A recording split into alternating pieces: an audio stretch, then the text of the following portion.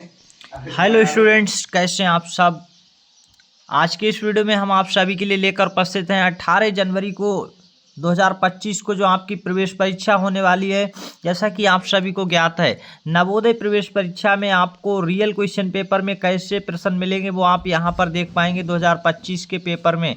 तो आज के इस सेशन में आप सभी लोग, ये नवोदय का पिछले साल का पूछा हुआ रियल पेपर है और ये 2024 वाला सबसे लेटेस्ट पेपर अभी तक का जो हुआ है वो यहाँ पर आप देख पा रहे हैं। समय आपको कितना मिलता है और प्रश्न कितने आते हैं, ये सारी बातें हम आपको जल्दी से एक बार फिर बता देते हैं।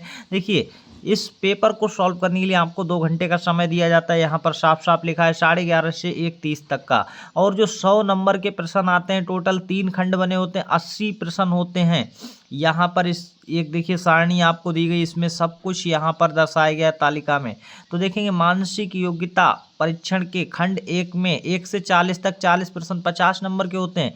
और इसी तरह से देखेंगे अंगणित परीक्षण के खंड सेकंड में 41 से 60 तक 20 प्रश्न 25 नंबर के होते हैं। फिर भाषा परीक्षण के देखेंगे यहाँ पर खंड 3 में 61 से 80 तक 20 प्रश्न 25 नंबर के होते हैं।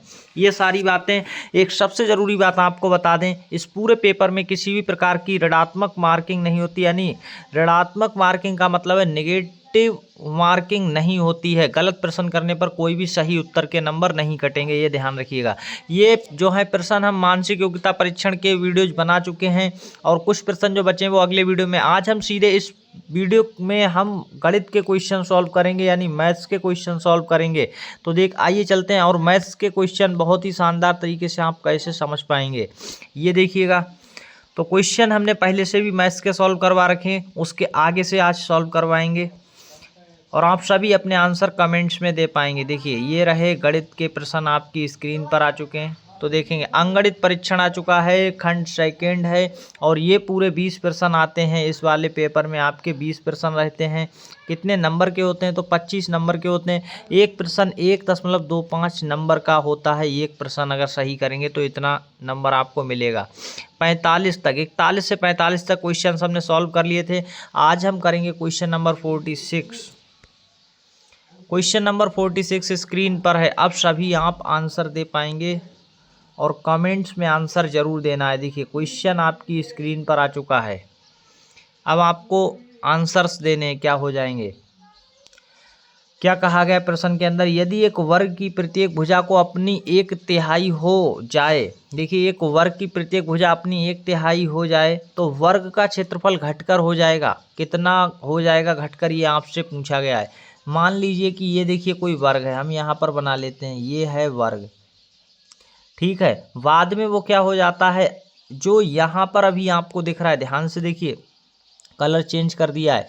यानी अभी जो इतनी बड़ी भुजा है, इतनी बड़ी ना रहकर अब कितनी बड़ी हो रही है, यानी ये जो पूरी है इतनी बड़ी अब ना हो करके 1/3, यानी इसके अगर हम 3 टुकड़े ऐसे काटें बराबर बराबर तो यानी इतनी हो जाती है। ये बात ध्यान रखिएगा। अब कितनी रह जाती है वो ध्यान दीजिएगा, यानी इतनी बड़ी रह जाती है भुजा। तो अब समझ पा रहे, तो वर्ग ऐसा बनेगा। ऐसे कितने वर्ग लगेंगे? इसी प्रकार से हम देखिए वर्ग की प्रत्येक भुजा बराबर होती है और इधर से भी ऐसे हम 3 टुकड़ों में अगर बांटेंगे तो ऐसे देखिए बांट देते हैं और आप अभी अपने आप ही बता पाएंगे क्षेत्रफल कितना हो जाएगा। ये आपसे पूछा। तो देखिए एक जो बॉक्स दिख रहा है, ये क्षेत्रफल कितना है, ये आपसे पूछा गया है। ये तो हमने प्रैक्टिकली अभी आपके सामने ही सॉल्व कर दिया है। आप कहेंगे सर इसका जो क्षेत्रफल हो जाएगा वो 1/9 बचेगा। कितना बचेगा? 1/9 भाग इतना बचेगा। कहाँ पर 1/9 भाग है? सही आंसर आप ढूंढ लेंगे तो डी इस क्वेश्चन का राइट आंसर हो जाएगा। बाकी का आप देखिए सॉल्व कैसे करेंगे, तो ये बात समझ लीजिएगा।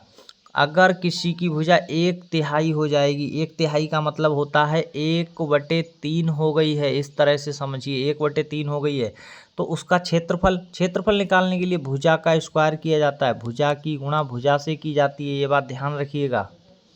तो हम भुजा की गुणा भुजा से करेंगे। भुजा कितनी है? 1/3, तो 1/3 की गुणा 1/3 से और ये हो जाएगा 1/9। वही 1/9 का मतलब 1/9 ये लिखा हुआ है सही आंसर, 1/9 हो जाएगा। क्षेत्रफल घटकर कितना हो जाएगा? 1/9 भाग। ऐसे करना था। नेक्स्ट क्वेश्चन है स्क्रीन पर और क्वेश्चन का आंसर आप कमेंट्स में देते हुए चलेंगे। क्वेश्चन शानदार है, बस आपको क्या करना है, क्वेश्चन का आंसर कमेंट्स में देना है। क्वेश्चन नंबर कितना है? 47। और ऐसे ही प्रश्न 18 जनवरी को जो आपका नवोदय प्रवेश परीक्षा होगी उसमें भी आपको देखने को मिलेंगे। तो 18 जनवरी के पेपर में ऐसे ही प्रश्न आएंगे, ये बात तय है। तो जल्दी से हम देख लेते हैं क्वेश्चन क्या हो जाएगा आंसर। इस प्रश्न का करेंगे, बहुत ईजी है। एक मशीन 1 मिनट में 12 पृष्ठ छाप सकती है। 1 मिनट में कितने पृष्ठ छापती है? 12। तो आपसे कहा गया है 5760 पृष्ठों को छापने में कितना समय लगेगा। बस आपको क्या करना है, समय निकालना है। देखिए 1 मिनट में कितने छपते हैं? 12। यानी अगर हम इसे 12 से भाग करेंगे तो हमारे मिनट निकल कर आ जाएंगे। क्या निकल कर आएगा? मिनट। तो देख लेते हैं कितने मिनट आ रहे हैं, यहाँ पर लिख लेंगे हम, और 12 से भाग करेंगे तो मिनट आएंगे। लेकिन यहाँ सब समय घंटे में दिया है तो बाद में हम घंटे भी बदल लेंगे। तो 12 से भाग करने पर देखिए क्या होगा, 12 के बार लगेंगे यहाँ पर कितने? 4 बार। तो 12 चौक क्या होता है? 48। 4 बार यहाँ पर लगेंगे इस तरह से। फिर 48 भाग करना है तो कितने बचेंगे? यहाँ पर 9। और फिर यहाँ पर देखेंगे तो कितने बार लगेंगे? 8 बार। इस तरह से आ जाएगा यहाँ पर 96 हो जाएगा, फिर 0। इस तरह से 12 से पूरा कटेगा 480 बार में। इस तरह से कट गया है, 480 आ गए हैं मिनट लगे हैं इसको छापने में। लेकिन यहाँ हमें समय मिनट में नहीं दिया, घंटे में दिया। तो घंटे में बदलने के लिए 1 घंटे में 60 मिनट होते हैं। अब देखिए घंटे में बदल गया, मिनट से मिनट कट गया, 60 से भाग करते ही घंटे बन जाएंगे। 6 से भाग कर लीजिए 48 में, 0 से 0 भाग हो गया। 6 से भाग करेंगे 48 में तो 8 बचेगा, भाग आएगी 8। 8 बार लगेंगे तो 8 घंटे लगाए। समय कहाँ पर सही है? तो आप देखेंगे बी विकल्प एकदम सही है। बी क्या है? सही विकल्प है। ऐसे करना था, सही आंसर हो गया विकल्प बी। बी ऑप्शन इस क्वेश्चन का सही है। नेक्स्ट क्वेश्चन देखेंगे, बहुत ही अच्छा क्वेश्चन दिया है, कैसे आपको आंसर कर लेना है ये बात यहाँ पर सीख लेनी है। क्वेश्चन नंबर 48 आपसे कहा क्या है, प्रश्न को समझ लेंगे तो आप अच्छे से समझ पाएंगे। और ये 2024 के पिछले साल के पेपर में आए हुए सब असली क्वेश्चंस हैं। नवोदय के पेपर में ऐसे ही प्रश्न आते हैं और ये असली प्रश्न है। पूरा का पूरा प्रश्न पत्र असली है। इस वीडियो क्लास को पूरा अंत तक देखना है। जो भी चैनल पर नए आए हैं चैनल को सब्सक्राइब कर लें, क्योंकि हर दिन आपको फ्री वीडियोज फ्री तैयारी कराई जा रही है। और बेल बटन को भी दबा लें चैनल सब्सक्राइब करने के बाद, और वीडियो को लाइक कर लीजिएगा। अब देख लेते हैं क्वेश्चन का आंसर।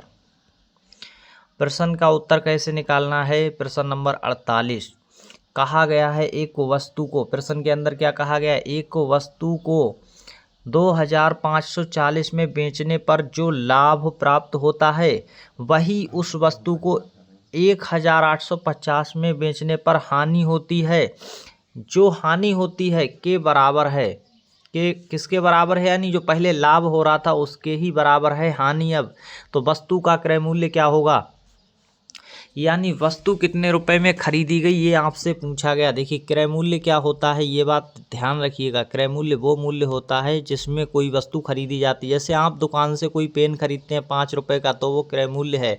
आप कोई भी किताब खरीदते हैं 100 रुपए की तो वो क्या है, क्रय मूल्य है। और अगर आप 100 रुपये में खरीद कर उसे देखिए 80 रुपये में बेच रहे हैं तो वो क्या हो जाएगा, यहाँ पर आपका विक्रय मूल्य होगा। और यहाँ पर आपको क्या हो रहा है, 20 रुपये का घाटा हो रहा है, हानि हो रही है यानी। और यही अगर किताब को आप देखिए 120 में बेचेंगे तो आपको यहाँ पर 20 रुपये का क्या हो रहा है, लाभ। पहले जितनी हानि हो रही थी उतना ही अब क्या हो रहा है, लाभ हो रहा है। यहाँ पर देखेंगे, समझ आया। ऐसे क्वेश्चन पूछा गया आपसे।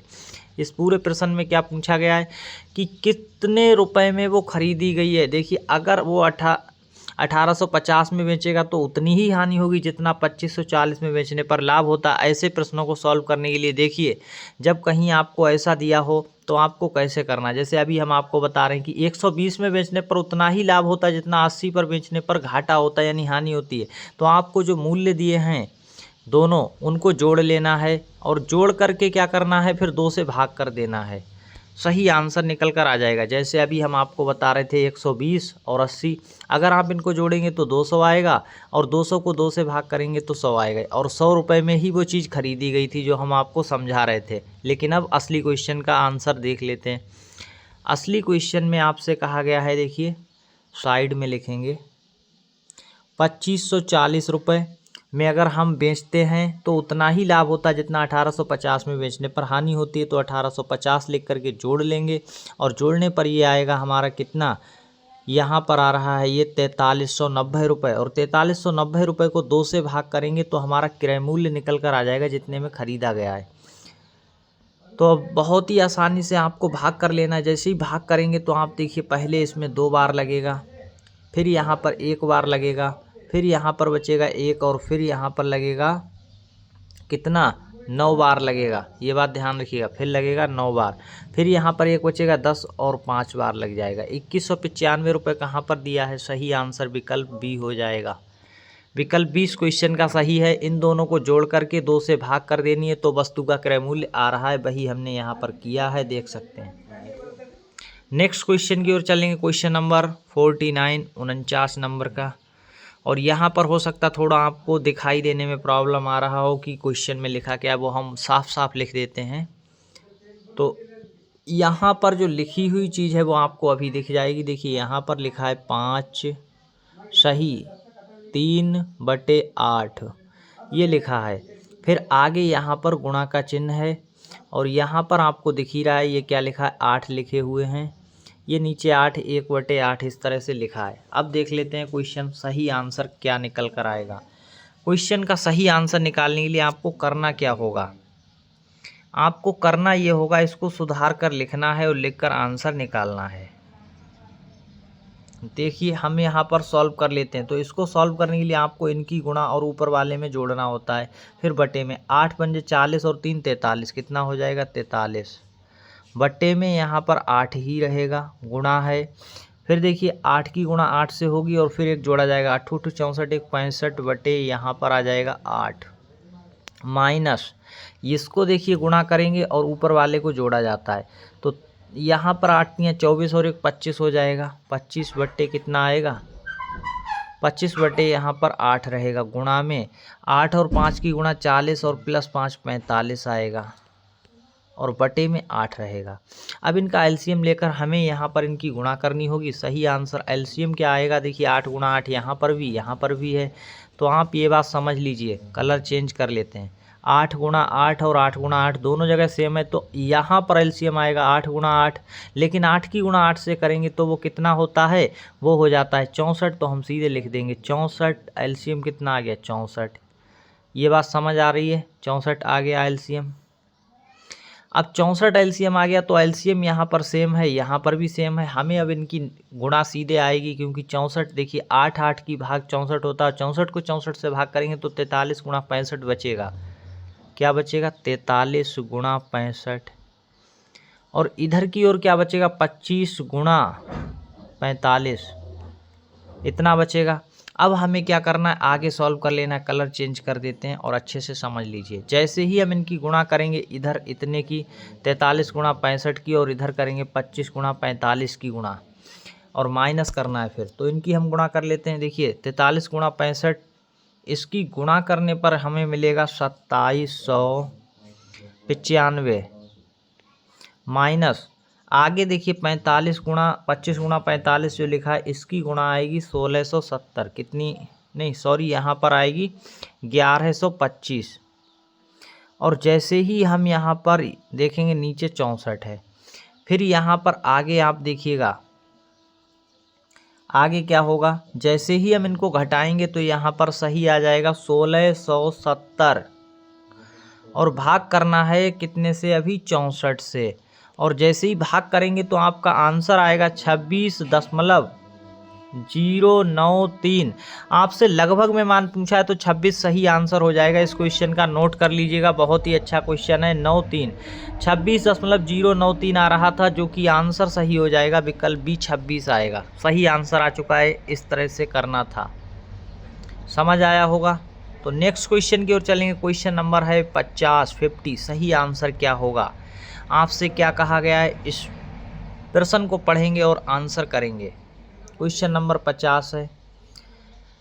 कहा गया है इस प्रश्न के अंदर एक पुस्तक का क्रय मूल्य जो है यानी खरीदा कितने में गया है, 100 रुपये है। क्रय मूल्य कितना है 100 रुपये। क्रय मूल्य होता है जिसमें खरीदा गया। दुकानदार ऐसी 3 पुस्तकों को 275 रुपये में बेचता है, लाभ या हानि क्या है, ये आपसे पूछी है।